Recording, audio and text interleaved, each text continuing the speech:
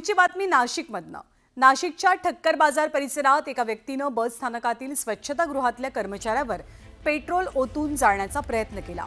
Happy Holy असं म्हणत मद्यपीनं कर्मचाऱ्याच्या थेट अंगावरती पेट्रोल ओतलं।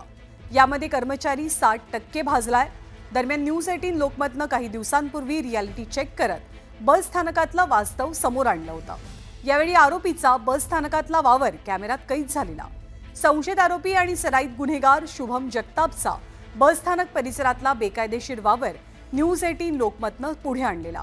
त्यामुळे या गुन्हेगाराला आवर घातला असता तर ही घटना घडलीच नसती असं बोललं जातंय। यावरून पोलिसांच्या कार्यक्षमतेवरती सुद्धा प्रश्नचिन्ह उपस्थित होत आहे। आणि शिवसेना उद्धव बाळासाहेब ठाकरे पक्षाला रायगडमध्ये आणखी एक धक्का बसतोय, कारण उबाटाच्या स्नेहल जगताप या राष्ट्रवादी काँग्रेसमध्ये प्रवेश करणार आहेत। उपमुख्यमंत्री अजित पवारांच्या उपस्थितीत महाडमध्ये त्यांचा पक्षप्रवेश सोहळा पार पडेल।